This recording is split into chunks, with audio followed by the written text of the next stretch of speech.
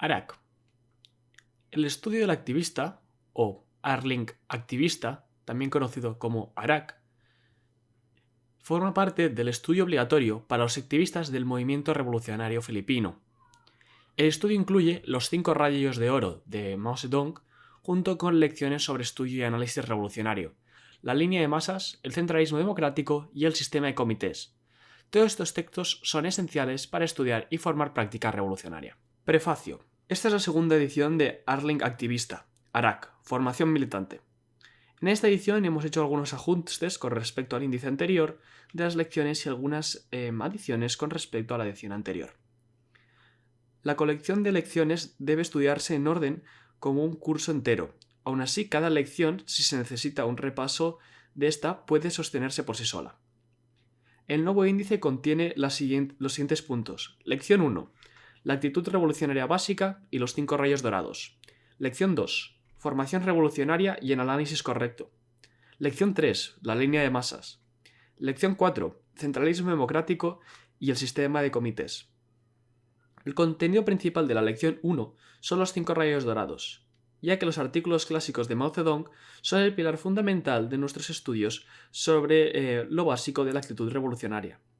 La antigua lección 1 se mantendrá como una ayuda en el estudio de los artículos de los 5 rayos dorados. También se han hecho modificaciones en la antigua lección 1 en la que se refiere al estudio de los 5 rayos dorados. Hemos combinado en una sola lección la antigua lecciones 2, Formación Revolucionaria, y 3, El correcto método de análisis y pensamiento, ya que estos están íntimamente relacionadas. También hemos combinado las lecciones 5, Centralismo Democrático, y las lecciones 6, Sistema de comités. La lección 4 fue añadida al método de construcción de un comité. Hemos mantenido la antigua lección 4, la línea de masas, como la lección 3 del curso. Arling Activista, o ARAC, está dirigida a todas las masas organizadas que han contemplado el estudio de la línea general de masas. De todas formas, es obligatorio para todos los militantes que ya estén en el nivel del KP, o Comité Organizador, y GP, Grupo Organizador, y que ya tienen experiencia trabajando en el movimiento revolucionario, tanto urbano como rural.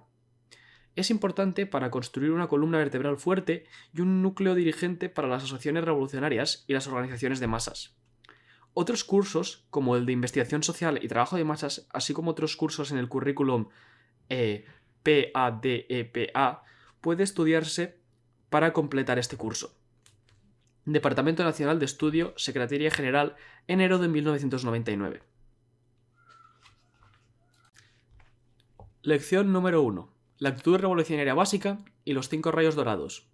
Los 5 rayos dorados se componen de 5 artículos cortos: Servir al pueblo, En memoria del camarada Norman Bethune, El viejo tonto que removió las montañas, Contra el liberalismo, sobre la rectificación de las ideas erróneas en el partido.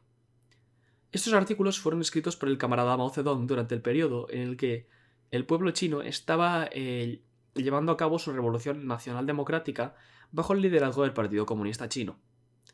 De estos artículos cortos, el camarada Mao extrajo claramente la visión del mundo y los métodos de pensamiento y de acción para que un revolucionario ejecutara su tarea revolucionaria de forma eficaz. Junto a estos, también identificó los pensamientos y hábitos contrarrevolucionarios, así como los métodos para combatirlos y rectificarlos. Aunque estos artículos se escribieron en diferentes fechas y lugares, desde 1929 hasta 1945, para los revolucionarios chinos que emprenderían la Revolución Nacional Democrática, las lecciones que podemos extraer de estos artículos son como el oro, que nunca se desvanece y pierde su esencia con el paso del tiempo, donde quiera que esté.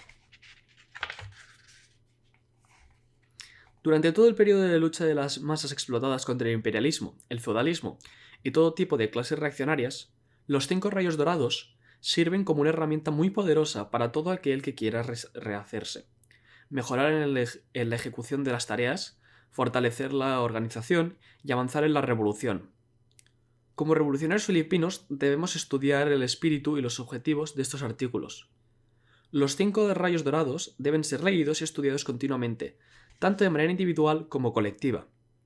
Cuando estudiamos estas lecciones tenemos que asegurarnos de que las lecciones sean actuales y estén estrechamente reflejadas en nuestras experiencias. La antigua lección 1 fue incluida al final de los 5 rayos dorados.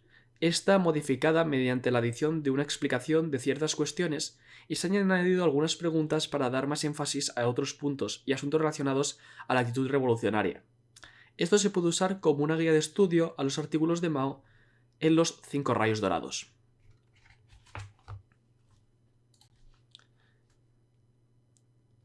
Primer artículo. Servir al pueblo, 8 de septiembre de 1944. Este discurso fue dado por el camarada Mao Zedong al memorial por el camarada Chiang Kai-shek, organizado por el departamento directamente bajo el control del Comité Central del Partido Comunista Chino. Nuestro Partido Comunista, así como el Octavo Ejército y el Nuevo Cuerpo del Ejército, dirigidos por él, son destacamentos de la Revolución.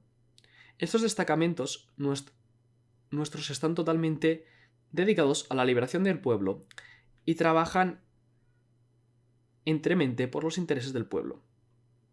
El camarada Chiang Kai-shek era uno de los combatientes de estos destacamentos.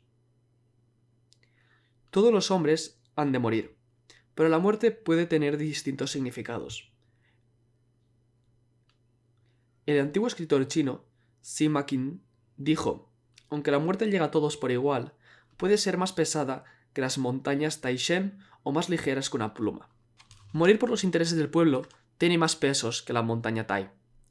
Pero servir a los fascistas y morir por el explotador y el opresor tiene menos peso que una pluma.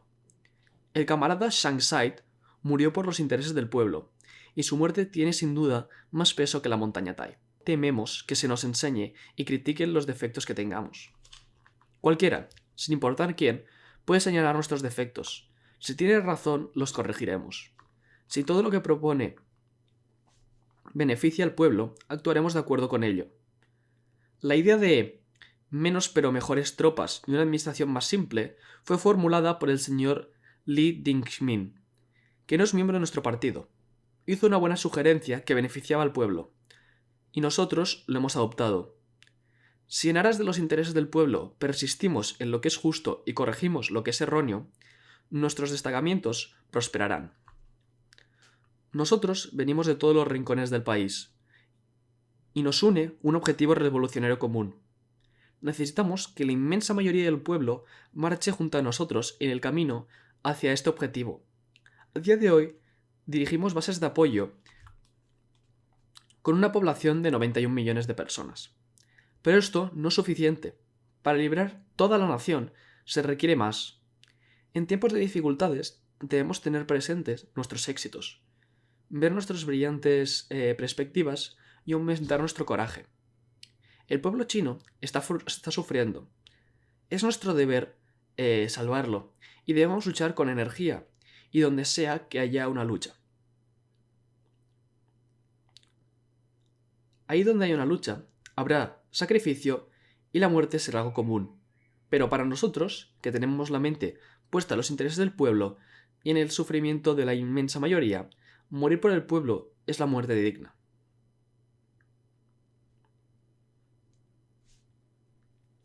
No obstante, debemos hacer el máximo esfuerzo para evitar sacrificios innecesarios.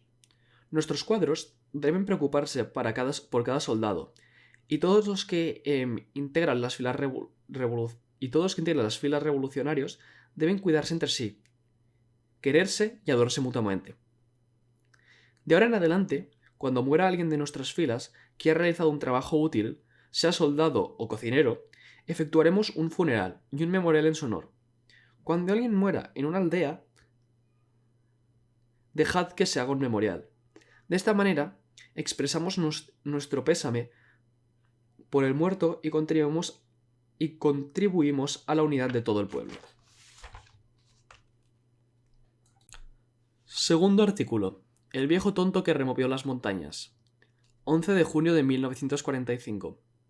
Este fue el discurso final del camarada Mao Zedong en el 7º Congreso Nacional del Partido Comunista de China. Hemos celebrado un congreso muy fructífero. Hemos hecho 3 cosas. Primero determinamos la línea de nuestro partido, que consiste en movilizar audazmente a las masas y robustecer las fuerzas populares a fin de que, bajo la dirección del partido, derroten a los agresores japoneses, consigan la liberación de todo el pueblo y construyan una China de nueva democracia. Segunda, aprobamos los nuevos estatutos del partido. Tercero, elegimos el organismo dirigente del partido, o el comité central.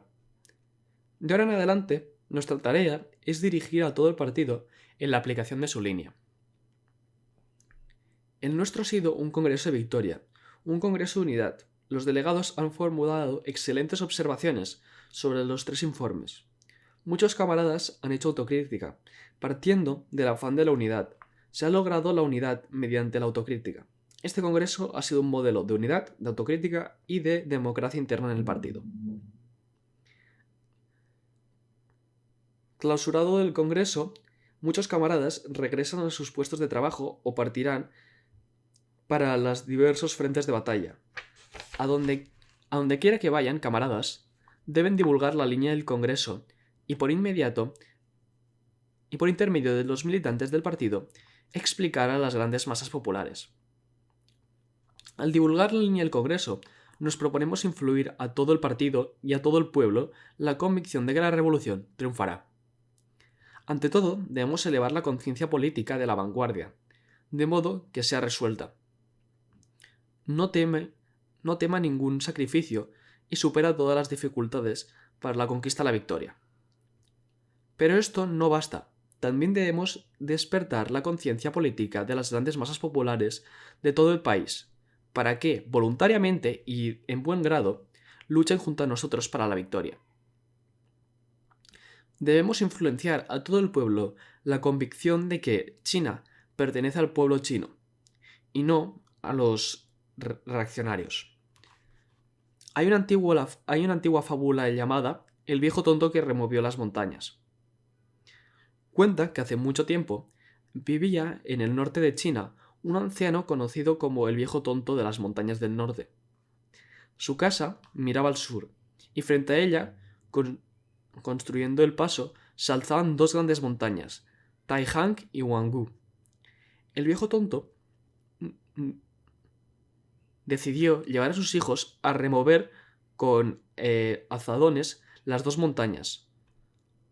Otro anciano, conocido como el viejo sabio, los vio y riéndose les dijo: ¡qué tontería! Es absolutamente imposible que vosotros, siendo tan pocos, logréis remover montañas tan grandes. Y el viejo tonto respondió: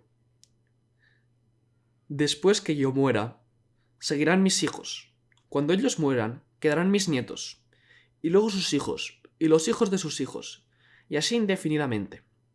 Aunque son muy altas, estas montañas no crecen, y con cada pedazo que les sacamos, se hacen más pequeñas. ¿Por qué no vamos a poder removerlas? Después de refutar la errónea idea del viejo sabio, siguió cavando día tras día, sin cejar en su decisión. Dios, conmovido ante esto, envió a la tierra 2 ángeles, que se llevaron a cuestas ambas montañas. Hoy, sobre el pueblo chino, pesan también 2 grandes montañas. Una se llama imperialismo y la otra feudalismo. El Partido Comunista de China hace tiempo que decidió eliminarlas. Debemos preservar en nuestra decisión y trabajar sin cesar. También conmoveremos a Dios.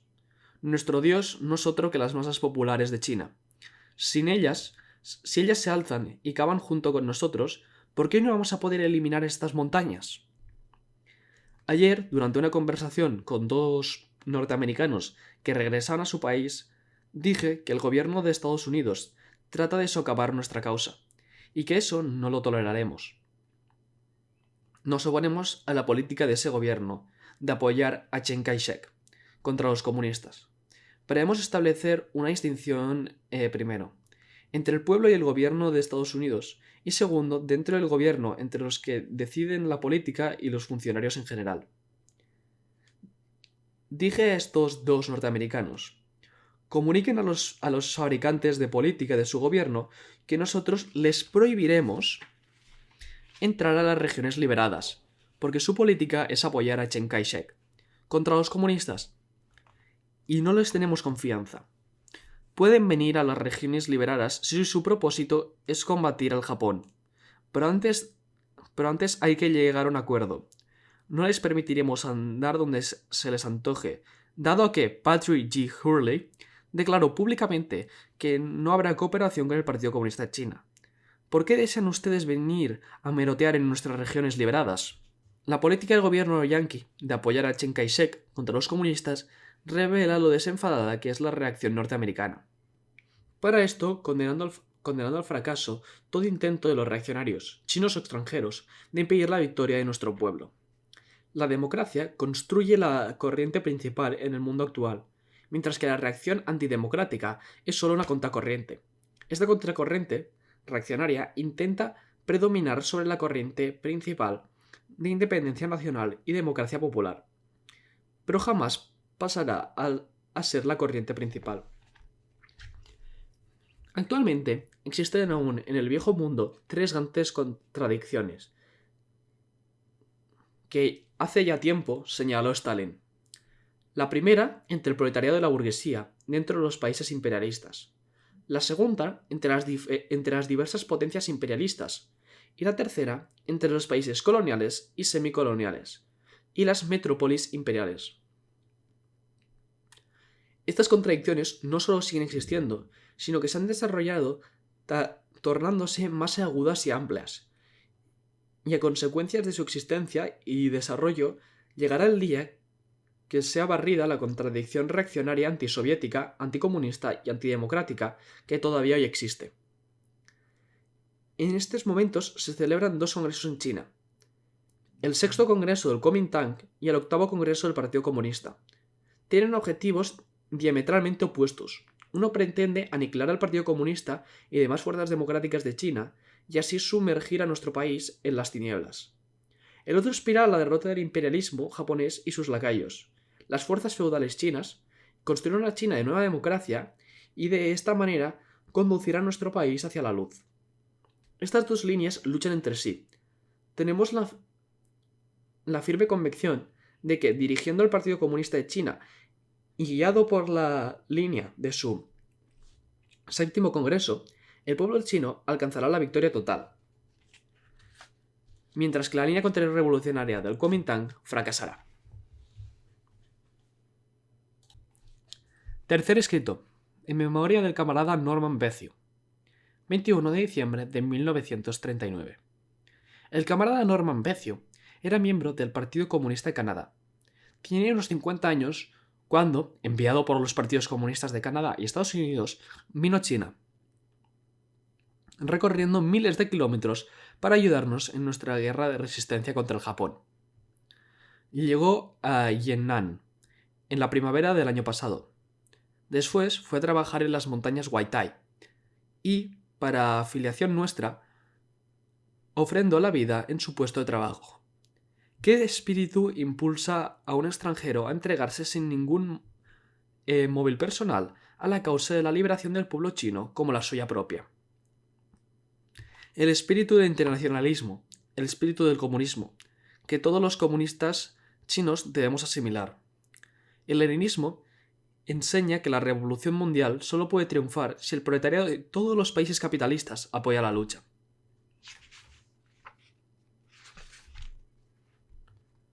Liberadora de los pueblos coloniales y semicoloniales. Y si el proletariado de las colonias y semicolonias apoya la lucha de liberación proletariado de los países capitalistas, el camarada Bethune puso en práctica esta línea leninista. Los comunistas chinos también debemos atenernos a ella en nuestra práctica. Debemos unirnos con el proletariado de todos los países capitalistas, con el proletariado de Japón, Inglaterra, Estados Unidos, Alemania, Italia y demás países capitalistas. Solo así se podrá derrotar al imperialismo y alcanzar la liberación de nuestra nación y nuestro pueblo, de las otras naciones y pueblos del mundo. Esto es nuestro internacionalismo, el internacionalismo que oponemos al nacionalismo y el patriotismo estrechos. El espíritu del camarada Bethune, de total dedicación a a los demás sin la menor preocupación por sí mismo, se expresaba en su infinito sentido de responsabilidad en el trabajo y en su infinito cariño por los camaradas y el pueblo. Todo comunista debe seguir su ejemplo. No pocas personas se muestran irresponsables en su trabajo. Prefieren lo liviano a lo pesado. Dejan las cargas pesadas a otros y escogen para sí las livianas. En cada ocasión, piensan en sí mismas antes de los demás. Cuando hacen alguna pequeña contribución, se hinchan de orgullo y pregonan temiendo que alguien quede sin saberlo. No sienten cariño por los camaradas y el pueblo, y los tratan con frialdad, indiferencia y apatía. En realidad, esas personas no son comunistas, o al menos no pueden ser considerados como verdaderos comunistas. De todos aquellos que regresaban del frente, no había ninguno que al hablar de Beznew dejara de expresar su admiración por él y de mostrarse conmovido por su espíritu. En la región fronteriza de Shan-Chandergebei, perdón por la pronunciación, todos los militares o civiles que fueron atendidos por el doctor Bezio, o que lo vieron trabajar, se sentían conmovidos. Todos los comunistas deben aprender de este auténtico espíritu comunista del camarada Bezio. El camarada Bezio era médico, dedicado al arte de curar. Perfeccionaba constantemente su técnica. Se distinguía por su maestría en el servicio médico del octavo ejército. Esto construye una excelente lección para aquellos que quieren cambiar de trabajo apenas ven otro nuevo, y para quienes menosprecian el trabajo técnico considerándolo sin importancia ni futuro. El camarada Bezio y yo nos vimos una sola vez. Posteriormente me escribió muchas veces, pero como yo estaba muy ocupado, solo escribí una carta y no sé si la recibió. Me siento profundamente apenado por su desaparición. El homenaje que todos rendimos a su memoria demuestra cuán hondamente su espíritu inspira a cada uno de nosotros. Todos debemos aprender de sus desinterés absoluto. Quien posea este espíritu puede ser muy útil al pueblo. La capacidad de un hombre puede ser grande o pequeña, pero basta con que tenga este espíritu para que sea hombre de elevados sentimientos, hombre íntegro y virtuoso, hombre exento de intereses triviales, hombre de provecho para el pueblo. Ole. Cuarto escrito. Contra el liberalismo. 7 de septiembre de 1937. Estamos por la lucha ideológica activa, pues ella es la arma con que se logra la unidad interna del partido y demás colectivos revolucionarios en beneficio del combate. Todos los comunistas y revolucionarios deben empuñar esta arma. Pero el liberalismo rechaza la lucha ideológica y propugna una paz sin principios, dando origen a un estilo decadente y vulgar que se conduce a la degeneración de la política, algunas organizaciones y militantes del partido, y demás colectivos revolucionarios. El liberalismo se manifiesta de diferentes formas.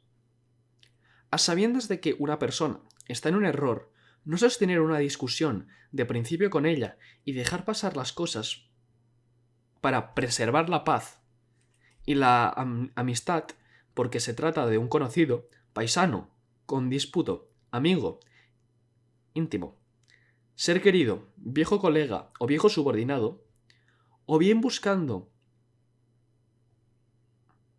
mantenerse en buenos términos con esta persona y no rozar apenas el asunto, en lugar de así hasta el fondo, así tanto la colectividad como el individualismo resultan perjudicados.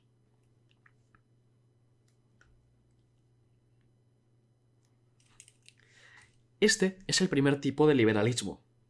Hacer críticas irresponsables en privado, en vez de plantear activamente sugerencias a la organización, no decir nada a las demás en presencia, sino andar con chismes a sus espaldas, o callarse en las reuniones, pero murmurar después, no considerar para nada los principios de la vida colectiva, sino dejarse llevar por las inclinaciones personales, esto es el segundo tipo. Dejar pasar cuando no le afecte a uno personalmente, decir lo menos posible, aunque se tenga perfecta conciencia de que algo es incorrecto, ser hábil en mantener a cubierto y preocuparse únicamente de evitar reproches, esto es el tercer tipo. Desobedecer las órdenes y colocar las opciones personales en primer lugar, exigir consideraciones explícitas de las organizaciones, pero rechazar sus disciplinas, esto es el cuarto tipo.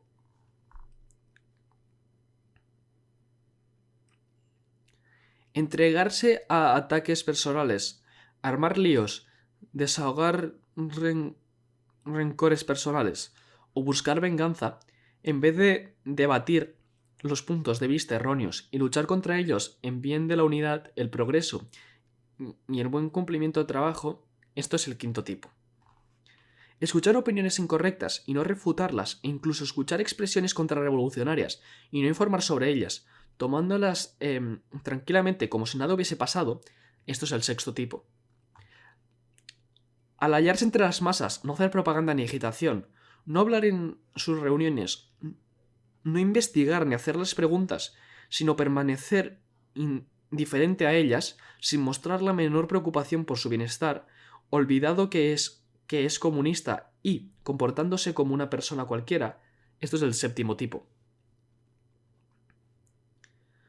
No indignarse al ver que alguien perjudica los intereses de las masas, ni discutirlos, ni impedir su acción, ni razonar con él, sino dejarles hacer. Esto es el octavo tipo. Trabajar descuidadamente, sin plan ni orientación. Cumplir solo con las formalidades y pasar los días vegetando. Mientras sea monaje, tocaré la campana. Una expresión china. Esto es el noveno tipo. Considerar que se ha reunido grandes servicios a la revolución y darse aires de veterano. Desdeñar las tareas pequeñas, pero no estar a la altura de las grandes. Ser negligente en el trabajo y flojo en el estudio. Esto es el décimo tipo. Tener conciencia de los propios errores, pero intentar corregirlos, tomando una actitud liberal para consigo mismo. Esto es el undécimo tipo. Podría citar otros tipos más, pero los 11 descritos son los principales.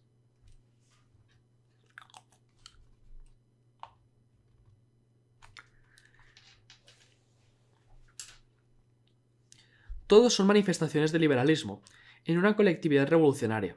El liberalismo es extremadamente perjudicial. Es una especie de corrosivo que deshace la unidad, debilita la cohesión, causa apatía y crea disonancias. Priva a las filas revolucionarias de su organización compacta y de su crítica disciplina. Impide la aplicación cabal de su política y aleja a las organizaciones del partido de las masas que ésta dirige. Se trata de una tendencia sumamente perniciosa.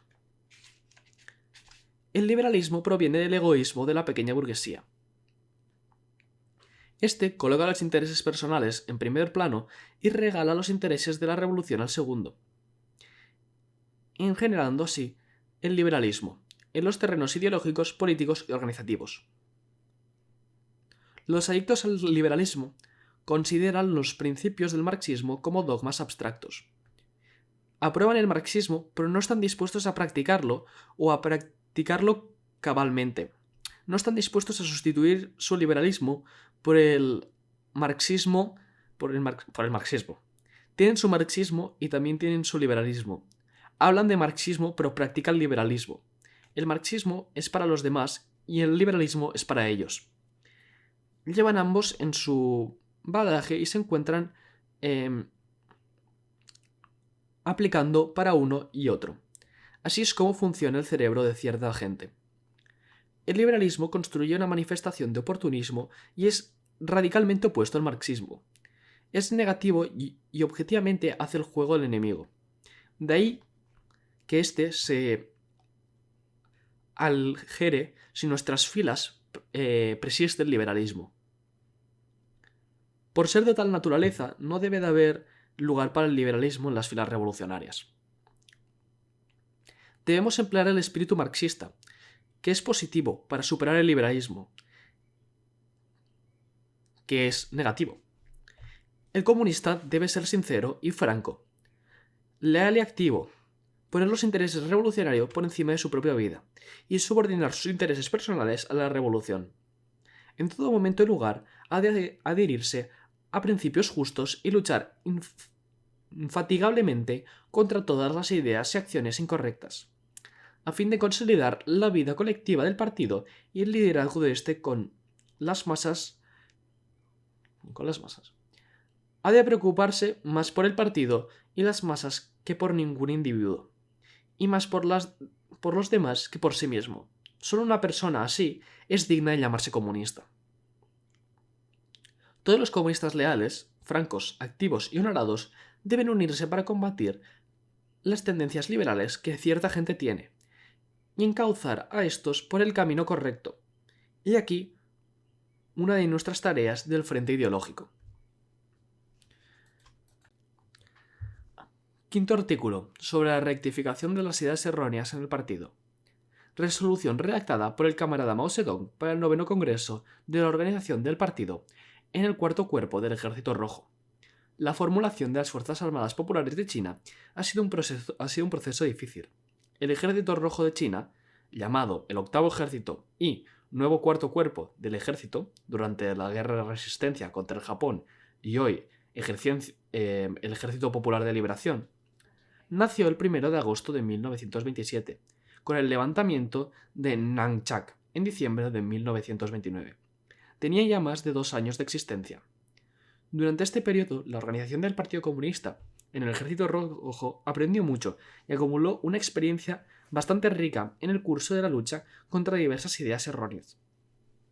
En la presente resolución, el camarada Mao Zedong hizo un resumen de esta experiencia. Esta resolución permitió al Ejército Rojo construirse enteramente sobre una base marxista-leninista y eliminar todas las influencias de los ejércitos de viejo tipo. Fue aplicada no solo en el 4º Cuerpo de Ejército, sino también más tarde en todas las demás unidades del Ejército Rojo. Y así, este se transformó completamente en un verdadero ejército popular. Durante los últimos 20 y tantos años, se ha registrado un notable desarrollo y se han realizado múltiples innovaciones, tanto en las actitudes del partido como en el trabajo dentro de las Fuerzas Armadas Populares de China. Actualmente se presenta en este terreno un cuadro muy diferente para la línea fundamental, que esta sigue siendo la determinada por esta resolución.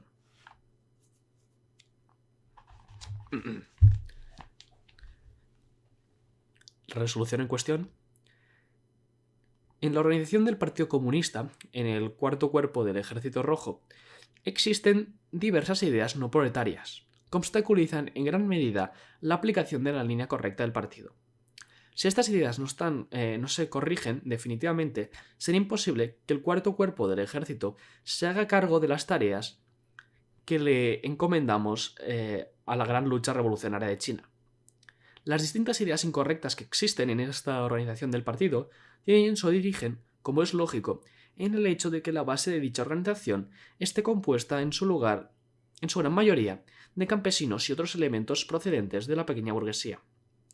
Pero el hecho de que los organismos dirigentes del partido no hayan combatido de manera coordinada y resulte esas ideas incorrectas, ni hayan educado suficientemente a sus militantes en la línea justa, es también causa importante de su existencia y desarrollo.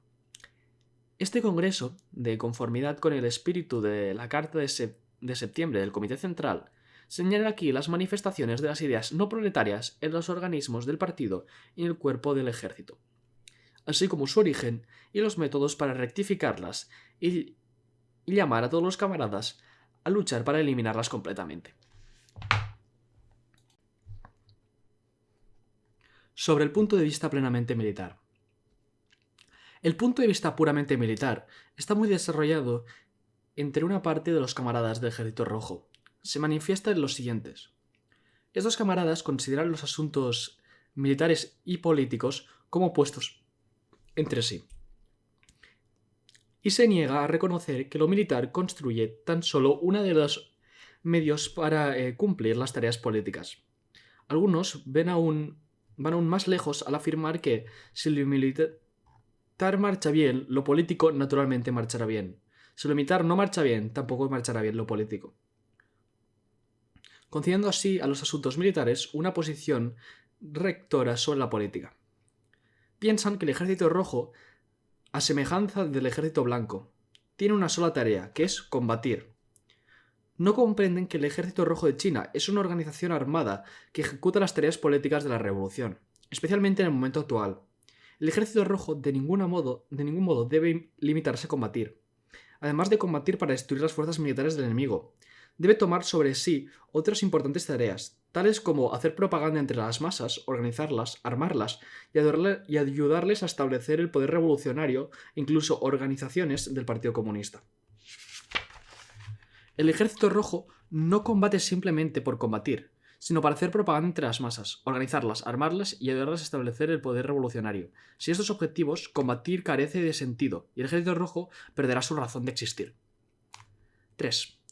Para conseguir en el organizativo subordinar a los organismos del ejército rojo encargados del trabajo político a aquellos encargados del trabajo militar y plantean la consigna de extender la autoridad del Estado Mayor a las actividades exteriores del ejército. Si se permite que esta idea siga desarrollándose, surgirá el peligro de separarse de las masas, de que se establezca el control del ejército sobre el gobierno y de apartarse de la dirección del proletariado, es decir, de resablar hacia el mismo camino de caudillismo militar que sigue el ejército del Kuomintang. 4. Al mismo tiempo, en el trabajo de propaganda subestima la importancia de los equipos de propaganda. En cuanto a las organizaciones de las masas, no se preocupan de crear comités de soldados en el ejército ni de organizar a las masas obreras y campesinas locales. Como resultado de ello, se encuentran abandonados el trabajo de propaganda y de organización. 5. Se envanecen al ganar una batalla y se deslinean al sufrir una derrota. 6. Seleccionalismo. Se preocupan únicamente por el cuarto cuerpo del ejército y no comprenden que armar a las masas locales construye una tarea importante del ejército rojo. Esto es una forma amplia del grupismo. 7. Sin ver más allá del limitado medio del cuarto cuerpo del ejército, unos cuantos camaradas creen que fuera de él no existe otra fuerza revolucionaria. De ahí su extremado apego a la idea de conservar su fuerza y evitar toda la acción militar. Esto es una supervivencia del oportunismo. 8. Algunos camaradas hacen caso omiso de las condiciones subjetivas y objetivas. Padecen el mal de la percepción revolucionaria. No quieren entregarse al trabajo duro, cuidadoso y minucioso entre las masas. Y, llenos de ilusiones, solo aspiran a realizar grandes cosas. Esto es una supervivencia del puchismo. El punto de vista puramente militar se origina en 4 puntos. Punto número 1. Un bajo nivel político. De ahí la falta de conciencia sobre el papel de dirección del ejército y sobre la diferencia radical que existe entre el ejército rojo y el ejército blanco. 2. La mentalidad de tropas mercancías. En diferentes batallas hemos hecho gran número de prisioneros y estos elementos, al incorporarse al ejército rojo, traen consigo una marcada mentalidad mercenaria, creando así en los niveles inferiores un terreno favorable al punto de vista puramente militar. 3. De las dos causas anteriores surgen una tercera: exceso de confianza en las fuerzas militares y desconfianza en las fuerzas de las masas populares. 4. El hecho de que el partido no haya prestado una eficaz atención al trabajo militar ni lo haya discutido en forma activa es también causa de la aparición del punto de vista puramente militar entre ciertos números de camaradas. Así que, métodos de rectificación de estos problemas. 1. Elevar el nivel político de militantes del partido por medio de trabajo de educación. Extripar las raíces teóricas del punto de vista puramente militar y hacer claridad sobre la diferencia radical que existe entre el ejército rojo y el ejército blanco. Al mismo tiempo, eliminar las supervivencias del oportunismo y del punchismo y acabar con el seleccionismo en el cuarto cuerpo del ejército. 2. Intensificar la preparación política de los oficiales y soldados y, en especial, la educación de los exprisioneros. Paralelamente, hacer los organismos locales del poder seleccionen, en la medida de lo posible, a obreros y campesinos experimentados en la lucha para incorporarlos al Ejército Rojo, con el objetivo de debilitar e incluso erradicar, en el plano organizativo, el punto de vista puramente militar. 3. Llamar a organizaciones locales del partido a criticar a las organizaciones del partido en el Ejército Rojo, y llamar a los organismos del poder popular a criticar al Ejército Rojo, a fin de influir sobre las organizaciones del partido en el Ejército Rojo, así como sobre sus oficiales y soldados. 4. El partido debe presentar una eficaz atención al trabajo militar y discutirlo activamente. Todo el trabajo debe ser discutido y decidido por el partido antes de ser puesto en práctica por las masas. 5. Elaborar los reglamentos del Ejército Rojo, en los que se diferencia con claridad sus tareas, las relaciones entre sus apartados militares y sus apartados políticos, las relaciones entre el Ejército Rojo y las masas populares y los poderes y funciones de los comités de soldados, y sus relaciones con los organismos militares y políticos. Sobre el ultrademocratismo. Desde el cuarto cuerpo del Ejército Rojo, acepto las directrices del Comité Central del Partido. Las manifestaciones de ultrademocratismo han disminuido notablemente. Por ejemplo, las decisiones del partido se ejecutan ahora relativamente bien. Ya nadie presenta demandas erróneas, tales como la de aplicar en el Ejército Rojo el centralismo democrático de abajo a arriba, o de someter todo asunto primario a la decisión de niveles inferiores y luego a las decisiones de niveles superiores. Pero en realidad, esta disminución es solo temporal y aparente. No significa ahora la eliminación de las ideas ultrademocráticas. En otras palabras, el ultrademocratismo sigue profundamente arriesgado en la conciencia de muchos camaradas. Prueba de ello es la desgana que se manifiesta en diversas formas de cumplir las decisiones del partido. Métodos de rectificación. Expirar en el plano teórico las raíces del ultrademocratismo.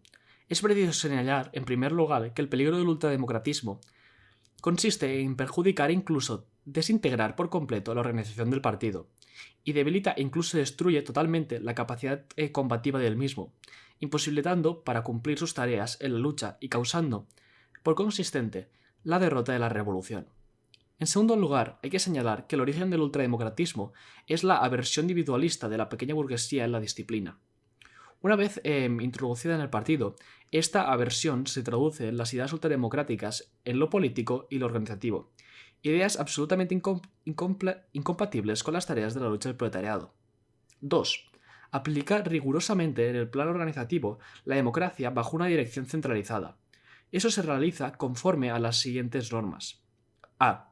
La organización dirigida del partido debe tener una línea correcta de orientación y encontrar soluciones cuando surgen problemas, a fin de arriesgarse en auténticos centros de dirección. B. Los organismos superiores deben conocer bien la situación de los organismos inferiores y la vida de las masas, a fin de tener una base objetiva para dirigir un acierto. C.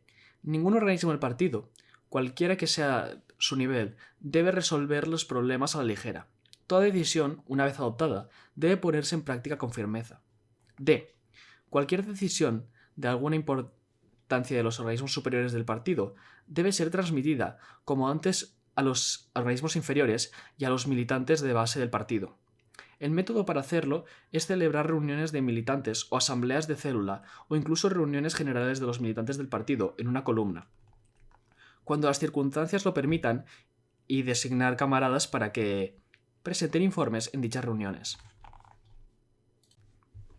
Sobre conceptos ajenos a principios de organización disciplinada. Los conceptos ajenos a principios de organización disciplinada existen en la organización del partido en el cuarto cuerpo del ejército. Se manifiestan en A.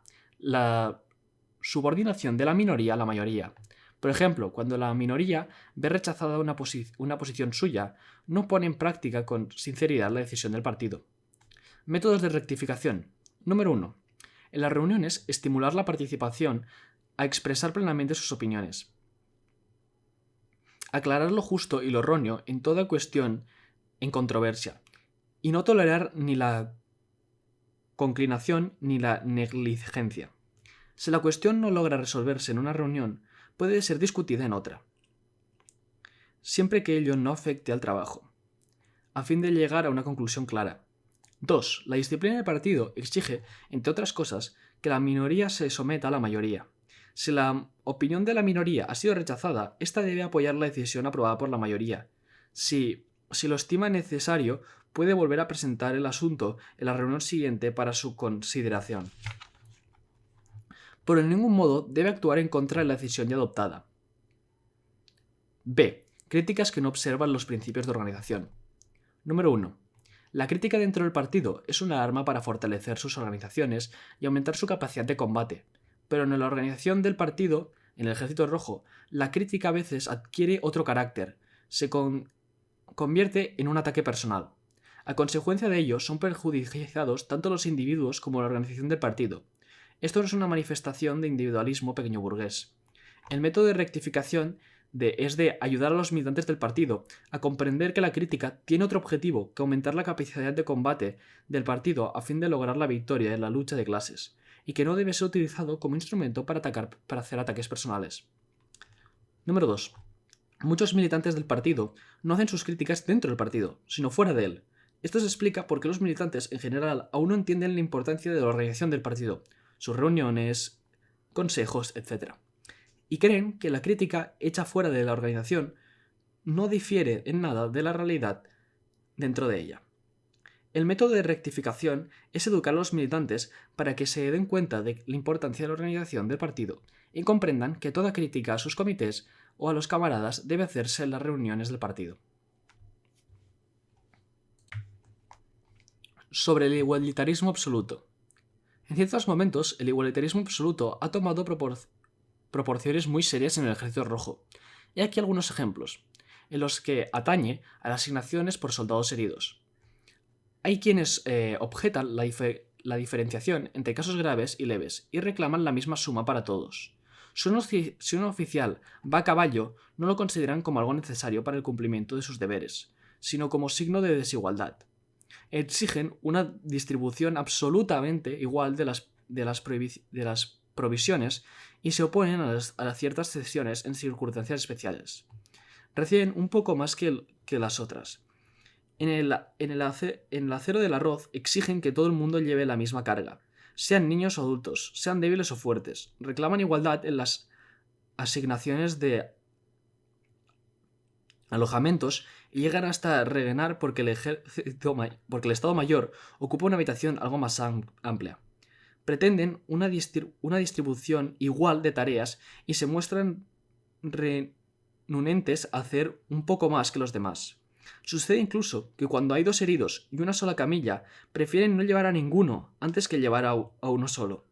El igualitarismo absoluto, como lo demuestran estos ejemplos, es todavía muy serio entre oficiales y soldados del Ejército Rojo.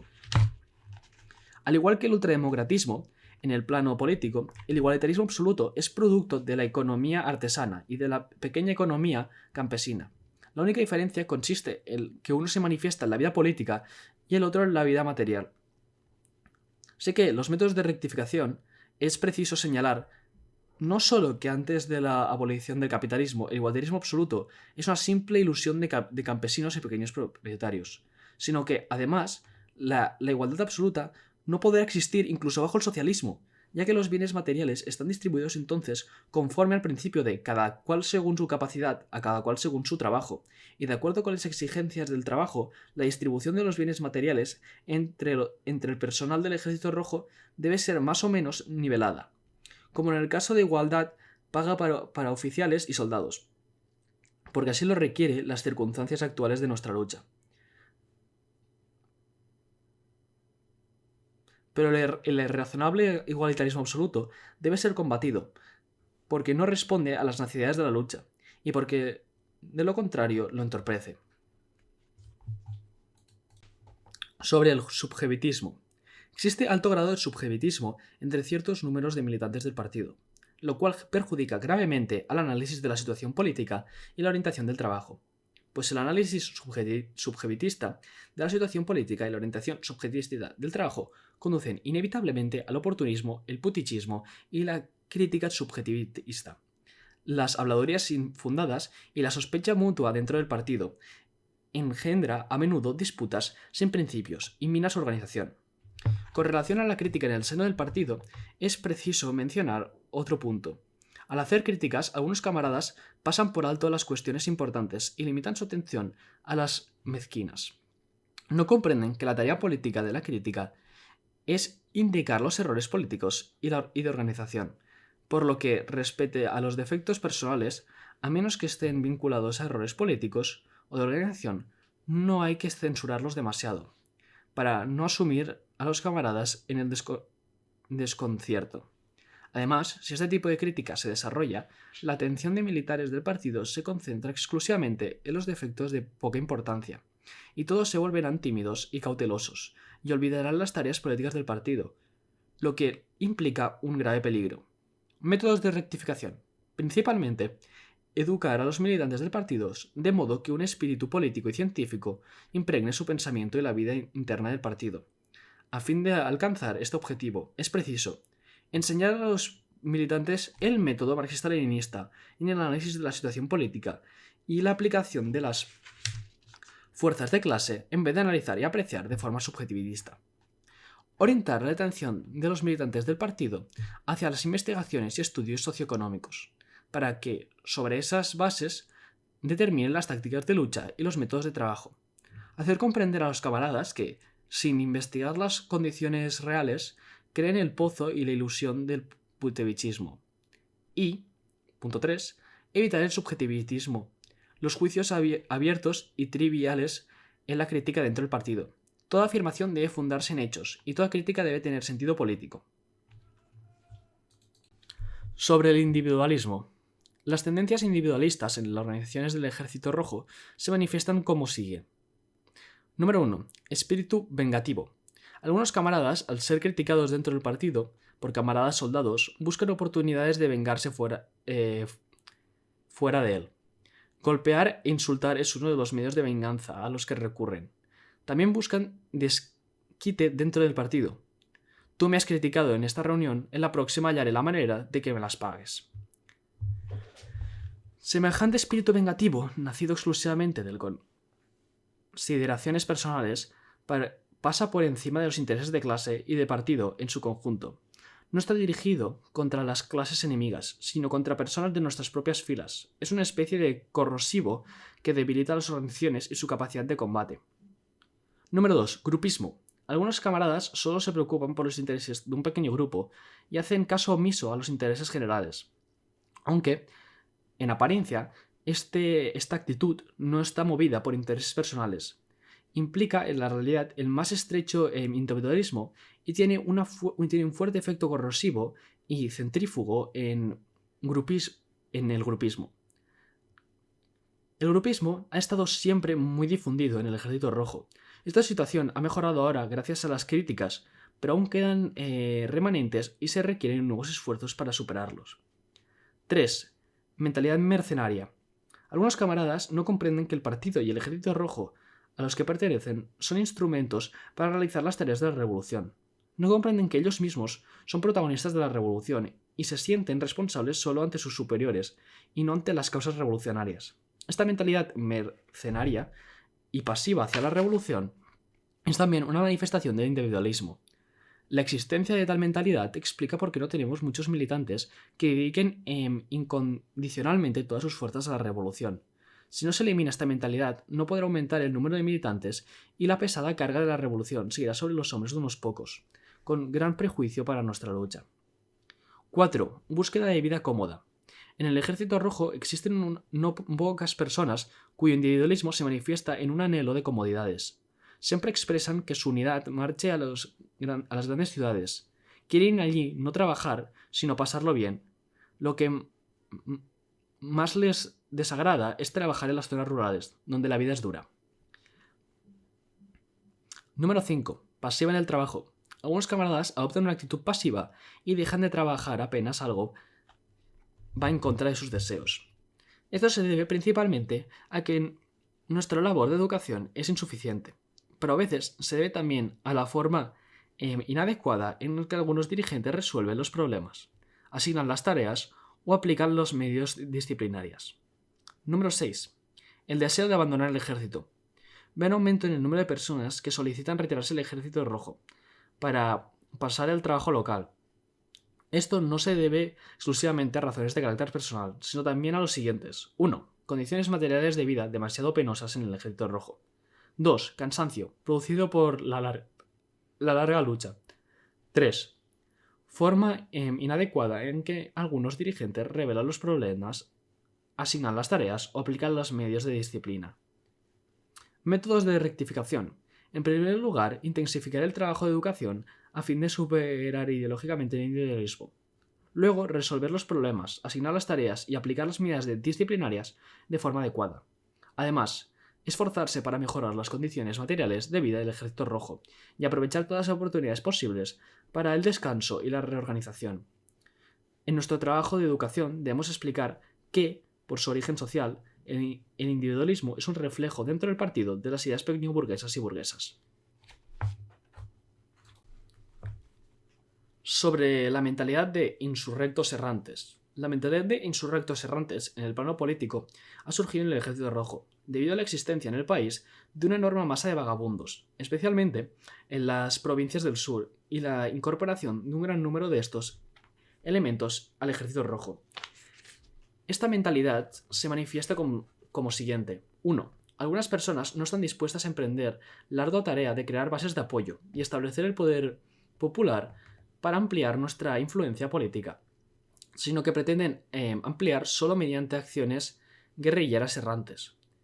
2. Para engrosar las filas del ejército rojo, no sigue la línea de incrementar los destacamentos locales de guardias rojos y las unidades locales del ejército rojo, hasta transformarlos en fuerzas reguladas de este, sino la línea de reclutar soldados y comprar caballos y alistar desertores y admitir amotidos.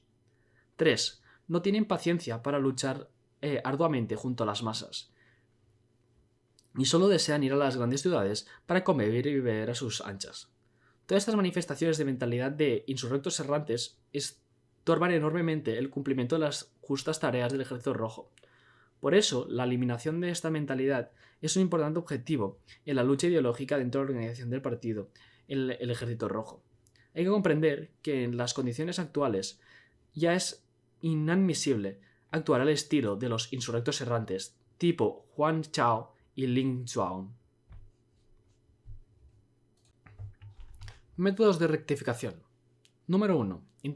Intensificar el trabajo de educación y criticar las ideas incorrectas para eliminar la mentalidad de insurrectos errantes. 2.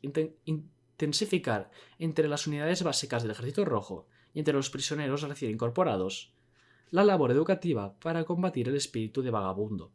3. Conseguir que militantes obreros y campesinos experimentados en la lucha se alisten en el Ejército Rojo, a fin de cambiar su composición.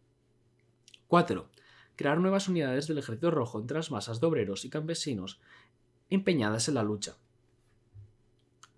Sobre las supervivencias del putichismo.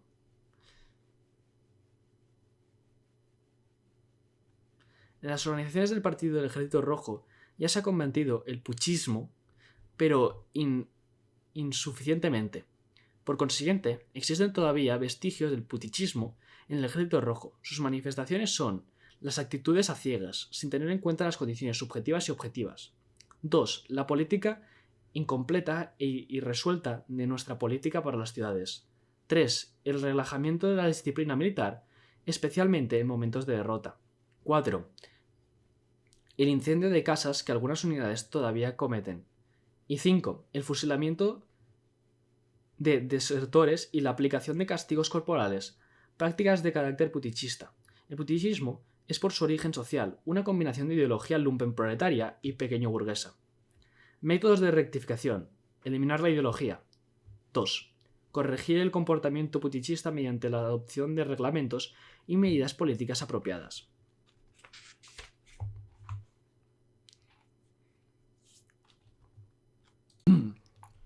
Sobre la actitud revolucionaria básica. Número 1. ¿Por qué es esta pregunta, para quién es, la pregunta más importante y clave de a que todo revolucionario se enfrenta? Venimos de diferentes puntos, de la ciudad y del territorio, unidos por una causa revolucionaria. ¿Pero cuál es nuestra causa? Ninguna otra que la liberación del pueblo del imperialismo, el feudalismo y el capitalismo burocrático. Cada uno de nosotros está al corriente de las condiciones concretas del pueblo filipino. Nos hemos unido a la organización revolucionaria y partimos del movimiento revolucionario para contribuir a vencer en la lucha del pueblo por la liberación nacional y democrática. La pregunta ¿para quiénes? Es básica para la visión revolucionaria. ¿Estamos para las grandes masas? ¿Las más de 60 millones de filipinos que son explotados y oprimidos? ¿O estamos para unos cuantos imperialistas extranjeros? Para la burguesía compradora local y los propietarios que explotan y oprimen. Si contestamos claramente ¿para quiénes?, todos los esfuerzos, pensamientos y trabajos se pueden concentrar al servicio del pueblo y para el esfuerzo general de debilitar y destruir al enemigo. Como revolucionarios, nuestros pensamientos, sentimientos y acciones están totalmente concentrados en conseguir la libertad y democracia genuina, para nuestra acción y para las grandes masas del pueblo filipino. En todo momento, toda acción, la respuesta del revolucionario a ¿para quiénes? Solo es una: para las masas oprimidas y explotadas. Este es el núcleo de la visión revolucionaria. 2. ¿Por qué uno debe considerar siempre los intereses y bienestar del pueblo y comprometerse incondicionalmente a servirlos? Podemos servir incondicionalmente al pueblo si consideramos el bienestar del pueblo por encima de nosotros.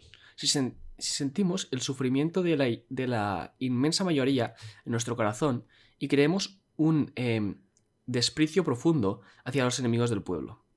Siempre debemos esforzarnos para asegurarnos que la visión sobre temas básicos y acciones para avanzar en los intereses del pueblo y para debilitar al enemigo en todo momento. Debemos ser diligentes, conocidos, conociendo los problemas y condiciones de las masas, y unirnos firmemente con ellas, para levantar su conciencia y avanzar en la construcción de su poder y organización, así como para la victoria de sus luchas. El servicio incondicional al pueblo también significa erradicar el individualismo, la estrechez de miras e intereses personales a favor de intereses generales o de la mayoría. Cuando el individualismo prevalece, la persona siempre prioriza el beneficiarse a sí misma o a un grupo pequeño y deja de lado o de subordinar sus intereses a los de la mayoría. El individualismo no solo sirve a su propio ego, sino que también sirve a los intereses de los reaccionarios que mantienen y benefician de la explotación y de sistemas opresor. Número 3. ¿Por qué todo revolucionario debe cultivar la actitud del esfuerzo incesante y total para impulsar la línea correcta de la revolución democrática del pueblo? Las masas cargan el enorme peso del imperialismo, del feudalismo y del capitalismo burocrático. La clase dominante está haciendo todo lo posible para continuar en el poder y mantener así intacto su estatus de explotadores y opresores. Solo mediante la revolución pueden las grandes masas populares liberarse de esos tres problemas básicos. La historia demuestra que las masas son las auténticas heroínas. La revolución no es nada menos que la enorme violencia y la acción decisiva de las masas para derrotar el dominio de las clases explotadoras y opresas. Para establecer el poder del pueblo. Ninguna revolución ha ocurrido sin que las masas sean la fuerza principal que acabaría con la clase dominante. La fuerza y la sabiduría de las masas son el núcleo fundamental para construir la nueva sociedad. Verdaderamente hacen la historia. Debemos animar a las masas y elevar su conciencia política. Debemos explicar a las masas que los tres problemas básicos son la raíz real de su sufrimiento y que su liberación solo puede llegar a través de la acción unitaria. Debemos explicarles precisamente la línea de la revolución democrática del pueblo, para seguir incrementando continuamente el apoyo del pueblo. De esta forma, no puede ser aplastada fácilmente ni derrotada por los reaccionarios. A través del esfuerzo en la propagación de esta línea y de esfuerzo de confianza del pueblo en sus aciertos. Estamos seguros de la victoria de la revolución.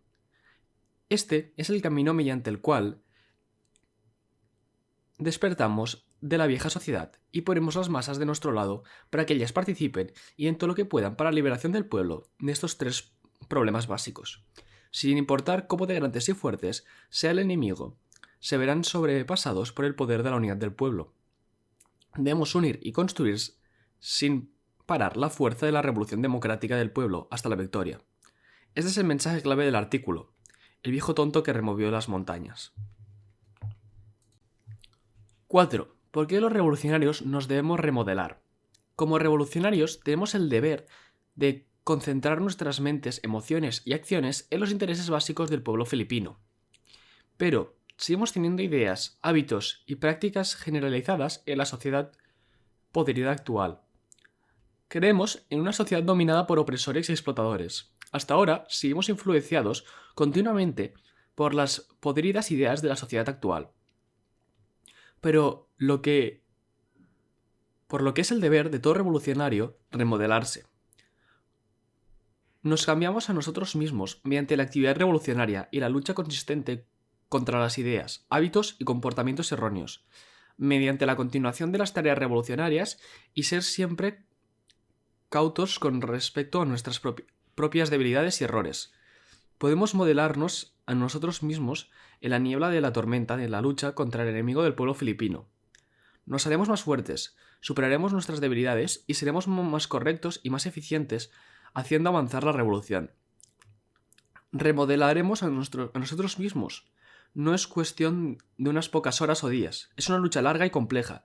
Es necesaria una lucha continua y el rechazo de la influencia del sistema podrido que aún persistente, así nos hacemos más fuertes y eficientes en nuestro trabajo revolucionario, y podremos mantener nuestra determinación para esforzarnos en la lucha y hacer avanzar la revolución democrática del pueblo hasta la victoria. Nosotros nos remodelamos para poder cultivar la actitud revolucionaria fundamental, y así servir a las masas de forma efectiva y contribuir de forma fructífera a la revolución. Todo revolucionario debería servir a las masas de manera incondicional y siempre esforzarse para estar cerca de ellas. Estar siempre preparado y no tener miedo al sacrificio a la muerte. Ser riguroso y diligente en el estudio y acción de la tarea. Siempre esforzarse por la unidad y cercanía con los compañeros revolucionarios. Estar abierto a recibir críticas y estar preparado para rectificar los errores y debilidades. Por último, ser internacionalista. 5. ¿Cómo valoran los revolucionarios las tareas y deberes de la revolución? Los revolucionarios valoran sus tareas y deberes y la revolución al máximo. Y saben que la tarea revolucionaria y sus deberes son parte de la gran misión para liberar al pueblo de las garras de la explotación y la opresión. Los revolucionarios volverán sus intereses y deberes al máximo mantenimiento. El interés revolucionario del pueblo filipino. ¿Cuáles son las señales que demuestran que los revolucionarios volverán sus tareas y deberes al máximo? Ellos son serios y diligentes al atender a su trabajo. Siempre están entusiasmados e impacientes para entrar en acción. Siempre están preparados para aceptar cualquier tarea necesaria para hacer avanzar la revolución. Los revolucionarios son serios en su trabajo. Para ellos, su principal prioridad es siempre atender a los activistas y deberes revolucionarios. Son ordenados en su trabajo, no propuestos a la acción discutida y peligrosa. Estudian y miran de manera de solucionar problemas y de hacer el trabajo de la mejor manera. Los revolucionarios son entusiastas y energéticos en sus acciones. Siempre van un paso por delante. Cada movimiento y paso hacia adelante en su contribución al brillante futuro. Nunca se sienten desmoralizados, deprimidos o pierden confianza en el movimiento de enfrentarse a problemas y dificultades en la lucha.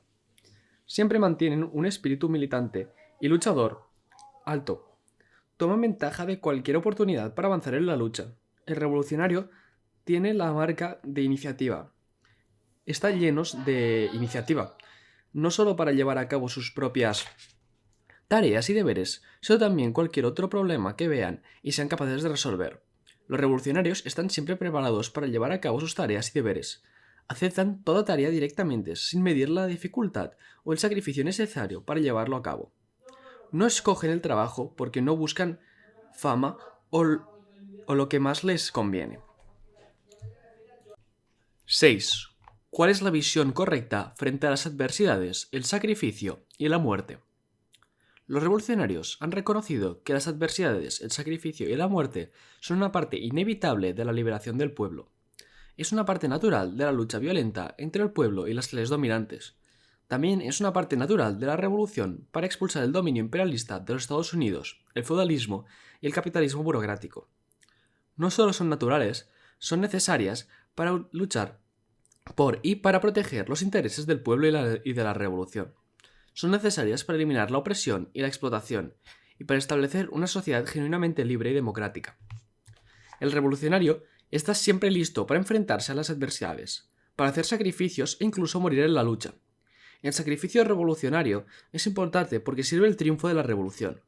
Saben que antes o después la esperada y anhelada libertad será visible en el horizonte, en medio de peligro y la crisis de la predisposición revolucionaria para hacer sacrificios y enfrentarse a la muerte le da fuerza al pueblo y a la revolución. En tiempos de dificultad y de crisis, la revolución nunca olvida el brillante futuro al que aspiran en la lucha y por lo que hacen los sacrificios. Cualquier crisis y adversidad no debe de obstaculizarse nunca la perspectiva o minar la confianza porque son pasos hacia la libertad y la democracia genuina para el pueblo. Los revolucionarios son valientes, pero evitan cualquier sacrificio innecesario. No se enfrentan ante el peligro simplemente porque están preparados y dispuestos a morir. Valoran y se preocupan de la seguridad y del bienestar de las masas, los compañeros revolucionarios y de sí mismos. 7. ¿Por qué la muerte de alguien sirviendo al pueblo pesa más que una montaña, pero la muerte de aquellos que sirven al enemigo es más ligera que una pluma? La muerte de un revolucionario es una muerte pesada. Un revolucionario puede morir de muchas formas, en combate, de enfermedades, accidentalmente o de vejez. Pero no es la manera de morir la que es decisiva en la característica de su muerte. Más que nada, el peso de su muerte mide por su dedicación incondicional al pueblo, su esfuerzo infatigable en servir a las masas y hacer avanzar la revolución. En cambio, la muerte de alguien sirviendo al enemigo no tiene honor, es más ligera que una pluma, porque su vida ha estado dedicada a los explotadores y opresores. Han matado su humanidad y tirado su honor. Las masas explotadas y oprimidas desprecian a cualquier muerte al servicio del enemigo. 8. ¿Cuál es la actitud correcta frente a las victorias? Cuando nos encontramos frente a las victorias es importante tener cuidado con el orgullo y la arrogancia. Siempre hay que ser humildes y nunca intoxicarse de las victorias. Hay que tener siempre en mente el largo camino que aún queda por recorrer y evitar la complacencia, las prisas y la indulgencia. 9. ¿Cuál es la visión correcta sobre las masas? Las masas son la base necesaria para conseguir cualquier objetivo revolucionario. Es con su inherente inteligencia y fuerza con la que su sociedad avanza y progresa. Las masas son las que tienen el poder indiscutible contra cualquier fuerza o enemigo que entrospezca el camino. Para conseguir la libertad, la democracia y progreso, debemos apoyarnos y confiar en las masas. El revolucionario recoge y tiene una gran responsabilidad con las masas. Es su deber mantener el interés de las masas, fomentar una unidad firme con las masas y animarlas hacia el camino revolucionario. El revolucionario mantiene las aspiraciones nacionales y democráticas de las masas mediante su diligencia, su interrogancia responsable entre las mismas, así como su participación en su lucha. Es paciente al explicar y aumentar la conciencia de las masas. Es incansable al ayudar a las masas a organizarse y tomar partido para resolver sus problemas y luchar contra sus enemigos. El revolucionario es un conocido y genuino servidor de las masas, así como uno de ellos. Al mantener constantemente los intereses nacionales y democráticos de las masas, el revolucionario construye una unidad fuerte e inquebrantable entre los revolucionarios y las masas a las que sirve. Siempre se esfuerza para unirse a las masas y estar cerca de ellas. Usa todas las oportunidades para estar entre las masas, para trabajar con ellas y aprender de ellas. Evita estrictamente cualquier cosa que viole el interés de las masas o cualquier abuso de su mentalidad, porque dificulta la unidad entre la revolución y las masas. 10. ¿Cómo los revolucionarios tratan a los compañeros revolucionarios? Un revolucionario siempre busca la unidad con los compañeros revolucionarios. Son cariñosos y atentos hacia sus camaradas. El tratamiento atento de los revolucionarios es importante en la construcción y fortalecimiento de la unidad y la fuerza de los rangos revolucionarios. Los revolucionarios tienen una práctica impresionante, uniendo y enseñando los unos a los otros.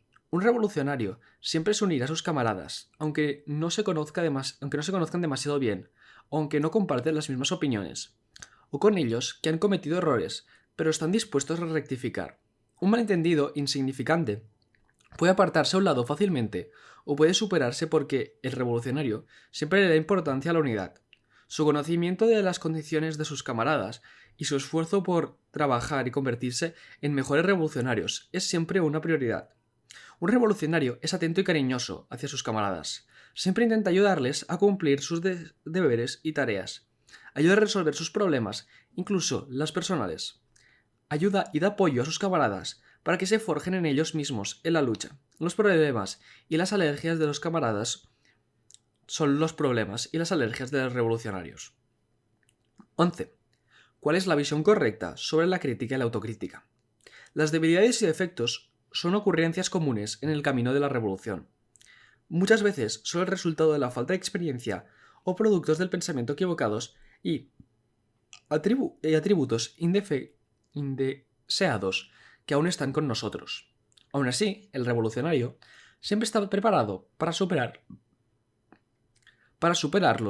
con el objetivo de defender firmemente los intereses nacionaldemocráticos del pueblo. El revolucionario siempre está listo para criticar sus propias debilidades y errores. Siempre está abierto a la crítica y siempre pone lo que es correcto y bueno para el pueblo delante de todo lo demás. No rehúye ni duda de la necesidad de rectificar sus debilidades y errores. Siempre está preparado para remodelarse a sí mismo para continuar sirviendo al pueblo. La crítica y autocrítica es un proceso efectivo necesario para corregir errores y superar debilidades. Es necesaria para fortalecer la unidad entre los rangos revolucionarios y entre los revolucionarios y las masas. Mediante la crítica, las debilidades y errores pueden ser identificados y erradicados. De esta forma, aprendemos de nuestros errores para evitar en un futuro. La crítica siempre debe darse desde la camaradería y con espíritu de curar la enfermedad para salvar al paciente. La crítica no se debe utilizar para ataques personales o venganzas. La crítica debe estar centrada solo en la materia ideológica, política y organizativa.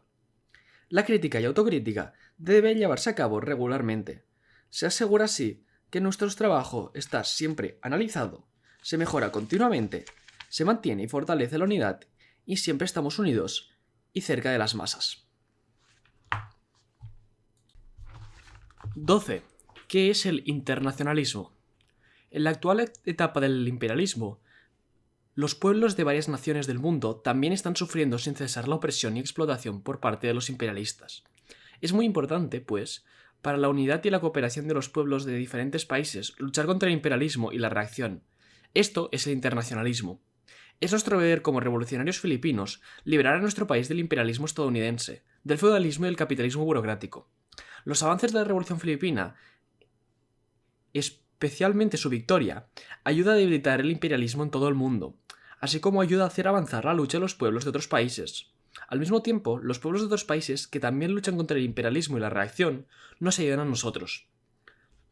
Los revolucionarios siempre piensan en completar su trabajo revolucionario, no solo por su país, sino por los millones de masas explotadas en todo el mundo. Mediante esta perspectiva, el patriotismo y el nacionalismo, amor por el propio país, está correctamente unido al internacionalismo. Es diferente del patriotismo y el nacionalismo estrecho, donde solo dan importancia al interés de su propio país y solo ven los otros países y los otros pueblos desde el punto de vista del beneficio personal y de conseguir ventaja. Es nuestro deber internacionalista avanzar en las dos etapas de la Revolución Filipina, la destrucción del poder imperialista de Estados Unidos y las clases dominantes locales. Será nuestra mayor contribución para desmantelar el reino de imperialismo y de las demás clases opresores y explotadoras del mundo. Nuestros deberes internacionalistas no acaban con la victoria de nuestra revolución democrática, por encima de toma del poder político. Está en nuestro deber internacionalista de considerarlo del establecimiento de un Estado democrático del pueblo y del relacionamiento de la revolución socialista. También necesitamos fortalecer la unidad con los pueblos de otros países, continuar con la cooperación con los movimientos revolucionarios y las organizaciones y movimientos antiimperialistas de otras naciones. 13. ¿Cuáles son los pensamientos y las actitudes erróneas que amenazan los intereses de la revolución y de las masas? ¿Cómo se pueden cambiar? Para esta parte, leer y debatir todas las partes del artículo contra el liberalismo y sobre la rectificación de las ideas erróneas de las masas. A. ¿Qué es el liberalismo y por qué deberíamos combatirlo? El liberalismo es el rechazo o la evasión de la lucha ideológica activa. Rechaza y evade la clarificación de cuáles son las ideas y políticas y acciones revolucionarias correctas y cuáles son las incorrectas y no revolucionarias. El rechazo o la evasión para mantener lo que es correcto y repudiar lo incorrecto. Debemos cambiar el liberalismo porque es erróneo y destruye el principio de unidad de las filas revolucionarias. En su lugar, mantiene una paz sin principios, la existencia y la propagación de las ideas incorrectas y contrarrevolucionarias. Sobre todo, la unidad entre las filas revolucionarias es firme, particularmente en los principios básicos de la revolución. Aún así, en diversas instancias, especialmente si se rectifican a las políticas inmediatas y la actividad diaria, surgen ideas y acciones incorrectas. Esto solo es un reflejo de la existencia de la lucha de dos líneas, la correcta y la incorrecta, de las imitaciones y debilidades de las filas revolucionarias. Todo revolucionario debe ir con cuidado con estas debilidades y errores. Todo revolucionario tiene el deber siempre de mantener y esforzarse por lograr lo correcto y luchar contra las ideas incorrectas y críticas y rectificar las acciones erróneas. Esto es lo que llamamos una lucha ideológica activa. Solo mediante esto podemos levantar y mantener el principio de unidad entre nuestros rangos. B. ¿Cuáles son los tipos de liberalismos? El liberalismo se mantiene de las siguientes maneras. Dejar los errores pasar, reuniendo el debate porque el camarada es un amigo cercano o tratando de un tema superficialmente en vez de tratarlo en profundidad para mantener la amistad. 2. Llevando a cabo críticas irresponsables en privado en vez de levantar las propuestas directamente a la organización. No diciendo nada a la cara, pero cotilleando sus espaldas, o no diciendo nada en una reunión, pero cotillear cuando acabe, demostrando que no se respetan los principios colectivos para seguir el interés proletario. 3. Dejando que las cosas pasen si no te afectan, personalmente diciendo lo mínimo posible, sabiendo perfectamente bien lo que está mal. Ir con cuidado con las palabras y no arriesgarse para evitar la culpa. 4. Desobedecer órdenes, pero priorizar las opciones personales exigiendo especial consideración de la organización, pero rechazando su disciplina. 5. Cayendo en ataques personales, peleándose, desahogándose o buscando venganza en lugar de debatir y luchar con las visiones incorrectas para el bien de la unidad y el progreso de hacer el trabajo correctamente. 6. Escuchando visiones incorrectas sin rebatirlas e incluso escuchar comentarios contrarrevolucionarios y tomarlos con calma como si nada hubiese pasado en vez de reportarlos. 7. Estando entre las masas y fallar a hacer propaganda y agitación o al hablar de las reuniones o llevar a cabo investigaciones y preguntar sobre ellos. Ser indiferente y no demostrar preocupación por su bienestar, olvidando que uno es comunista y no ha de comportarse como si fuera un miembro ordinario no comunista. 8. Viendo a alguien dañando el interés de las masas y aún así no sentirse indignado o disuadirle o parlarlo o razonar con él y en su lugar dejarlo continuar. 9. Trabajando desanimado sin un plano o dirección definidos, trabajando superficialmente y perdido. Mientras uno se moje, uno sigue replicando la campana. Una frase típica china. 10. Jactándose de haber reunido un buen servicio a la revolución, enorgulleciéndose de ser veterano, rehusar encargos menores mientras no es constante en las tareas mayores, escaquearse el trabajo y de la formación. 11.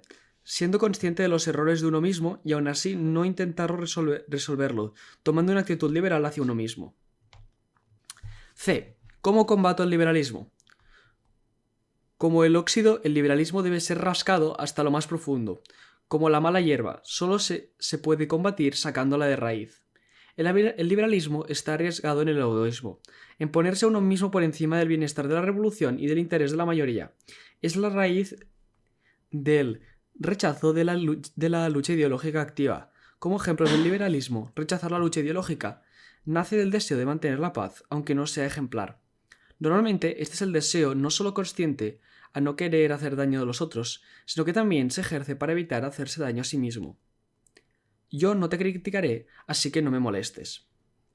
Para combatir realmente el liberalismo, el egoísmo debe ser rechazado y mantener el interés de la revolución o de la mayoría de las masas explotadas y oprimidas. Debemos estar para principios revolucionarios y luchar activamente contra todas las ideas, acciones y tendencias incorrectas. Todo revolucionario debe cultivar y mantenerse el espíritu del altruismo. La mente debe ampliarse para ver y abrazar el interés aún más amplio del pueblo, y no solo el interés propio. Así, no hay duda o arrepentimiento al perseguir la lucha ideológica, y de esta manera, la unidad más ejemplar y fuerte será construida. D. ¿Qué es el punto de vista meramente militar? ¿De dónde viene y cómo puede ser corregido? El punto de vista puramente militar es la separación y enfrentamiento de lo político y lo militar. Rehuye subordinar el trabajo militar y otras tareas como parte del trabajo político. Considera esta visión del ejército del pueblo es solo una fuerza de lucha y rehuye hacer tareas como la propaganda, trabajo de masas, producción, etc., de cara a la revolución. Falla al no darse cuenta de que el ejército del pueblo es el instrumento pionario para conseguir los objetivos políticos y los objetivos de la revolución. El punto de vista puramente militar nace de la falta de entendimiento y apreciación del liderazgo político sobre el ejército del pueblo. También de la falta de entendimiento que, en esencia, el ejército del pueblo es diferente a los ejércitos reaccionarios basados principalmente en la política a la que sirven y mantienen. Por lo tanto, el punto de vista puramente militar solo puede ser corregido mediante la elevación del conocimiento político e ideológico, trayendo consigo la crítica y la autocrítica, y la discusión de las tareas militares que muestran la relación correcta con la política. E. ¿Qué es el ultrademocratismo y la violación de la disciplina organizativa y cómo puede ser corregida? El ultrademocratismo es darle mucha importancia o insistencia a la democracia sin que los principios de la organización la guíen. Significa que no se tiene consideración o hay dudas, sino una violación directa de los principios, políticas, reglas o decisiones de la organización. Los ejemplos del pensamiento ultrademocráticos incluyen centralismo democrático desde abajo hacia arriba y todas las cosas deben ser debatidas por la base antes de que los rangos superiores puedan tomar una decisión. La violación de la disciplina organizativa puede ser vista en los siguientes casos. La minoría rehuye seguir la mayoría. No seguir la mayoría puede verse también como una falta de seriedad al implementar las decisiones cuando no como un rechazo directo a implementarlas. 2. Criticando sin tener en consideración la disciplina organizativa suele darse en forma de críticas o ataques personales o sin principios. El ultrademocratismo destruye la unidad y debilita la organización. Está profundamente arriesgado en el egoísmo y el individualismo pequeño burgués y el rechazo a la disciplina. Además, si el rasgo es débil y la disciplina organizativa se pierde, se crean las condiciones de existencia para el ultrademocratismo y la violación de la disciplina. Para corregir esto, se puede erradicar el egoísmo y el individualismo pequeño burgués y el rechazo de la disciplina organizativa. Se puede hacer mediante la educación y la lucha ideológica activa. Se debe mantener el espíritu del altruismo y de subordinar el interés personal al interés de todos. La importancia de la organización y la disciplina esta debe quedar clara para los militantes. También es importante aclarar cómo el centralismo es guiado por la democracia de la organización y cómo éste está basado en la democracia. En el campo de la organización es importante hacer el liderazgo eficiente y fortalecer el centralismo democrático. La dirección debe asegurarse siempre de que tiene una relación fuerte con las unidades inferiores y los militares de la organización, que sus ideas sean consideradas y que haya un flujo de conocimiento efectivo entre todos los miembros. En cualquier nivel, toda decisión debe ser resultado del pensamiento y el debate exhaustivo. F. ¿Qué es el individualismo y cómo se puede corregir? El individualismo es preocuparse completamente por el bienestar propio, mientras que se subordina o se deja aparte el bienestar de la organización y de la revolución. Aparte del ultrademocratismo y la violación de la disciplina organizativa, las tendencias individualistas se manifiestan de las siguientes formas. 1. Venganza. 2. Mentalidad de grupo pequeño. 3. Mentalidad de empleado. 4. Búsqueda de placer. 5. Pasividad o falta de entusiasmo. 6. Querer tomarse un descanso. 7. Separar esferas.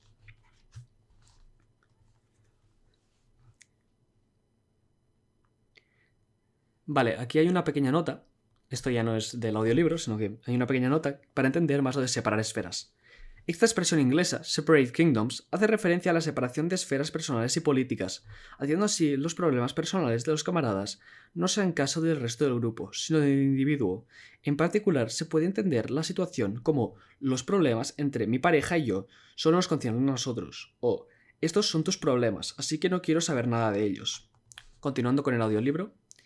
Ya que el individualismo imita el pensamiento pequeño burgués y burgués dentro del movimiento revolucionario, la educación ideológica es el método primario para su corrección. Cada miembro debe identificar las ideas y hábitos no proletarios al implementar las tareas revolucionarias, así como para el interés de las grandes masas y del pueblo. Junto a esto, también es importante debatir, cumplir con las tareas e implementar la disciplina de acuerdo con el procedimiento correcto para asegurar la respuesta efectiva de las necesidades de las diferentes fuerzas. G. ¿Qué es el igualitarismo y cómo se puede corregir? El igualitarismo es el rechazo a conocer que diferentes individuos y unidades dentro de la organización tienen diferentes condiciones, capacidades y necesidades. Afirman la absoluta igualdad de todo el tiempo al establecer tareas en la disposición de los camaradas y al repartir los recursos. No se corresponde a las condiciones correctas, capacidades y necesidades, y obstaculiza la forja de la unidad y el progreso de la revolución. Aunque, a primera vista, parece que la igualdad es deseable, el motivo oculto del igualitarismo absoluto es el recleo egoísta que puede ser sustituido por otros. Mientras dure el capitalismo y la burguesía no sea completamente derrotada, el igualitarismo absoluto sigue siendo la ilusión de campesinos y pequeñoburgueses. Para corregir este pensamiento, debe ser clarificado a los rangos revolucionarios que la distribución de las mercancías necesarias y las tareas son principalmente puestas a las necesidades concretas de la lucha. En el campo ideológico es importante clarificar que es imposible la igualdad absoluta. Esto es cierto no solo bajo el capitalismo y el sistema semifeudal, sino también bajo el socialismo. H. ¿Qué es el subjetivismo y cómo se puede corregir? El subjetivismo es la perspectiva dada al mirar las cosas por un solo lado. No está basado en la realidad concreta, sino en una suposición errónea. El subjetivismo,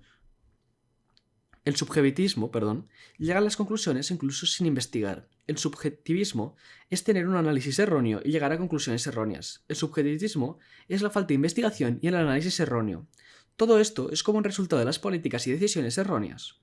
Un ejemplo de esto es quitar importancia o magnificar ciertas debilidades personales sin contextualizar debidamente o concretarlas, trabajo político y organizativo. El subjetivismo está enraizado en una perspectiva y una forma de pensar acientífica y no proletaria. Daña a la organización porque da lugar a políticas y decisiones erróneas. También da como resultado la lucha sin principios debilitada a la organización. Para combatir esto es necesario promover y mantener la perspectiva y el método científico del proletariado y repudiar las formas de pensar y perspectivas de la burguesía y la pequeña burguesía. Es necesario deliberadamente llevar a cabo investigaciones y analizar particularmente la investigación social y el análisis de clase. Y ¿Qué son los remanentes del puchismo y de la ideología de las bandas rebeldes errantes? ¿Y cómo pueden ser corregidas? Los remanentes del puchismo y de la ideología de las bandas rebeldes errantes son ambos pensamientos no proletarios que refuerzan la falta de disciplina, la holgazanería en el trabajo político y productivo y las acciones indisciplinadas en el ejército del pueblo. Los remanentes del puchismo, en particular, crean acciones aventuradas y destructivas entre el ejército del pueblo. Ambas son destructivas en la que se refiere a la construcción de la unidad entre el ejército del pueblo y entre éste y las masas. Los remanentes del puchismo pueden verse en acciones desorganizadas, la falta de disciplina, en el que la quema o saqueo de propiedades, daños de las masas y camaradas heridos a los prisioneros. La ideología de las bandas rebeldes errantes, por otra parte, se muestra mediante una disciplina floja, evitando el trabajo de masas, buscando el placer y la reacción. Por ejemplo, en lugar de hacer propaganda y ayudar con las necesidades diarias de las masas, prefiere ir con masas pudientes o con las que es más divertido estar para divertirse y disfrutar de la compañía. Los remanentes del puchismo tienen de raíz históricas en el lumpenproletariado y de la pequeña burguesía. La ideología de las bandas rebeldes errantes, por otra parte, tiene sus raíces en la forma de pensar del semiproletariado y lumpenproletariados errantes, o vagabundos. Para solucionar esto, es importante rechazar sus raíces de clase. Se puede conseguir mediante la educación y la lucha ideológica activa, así como mediante la unión o la integración con el ejército del pueblo.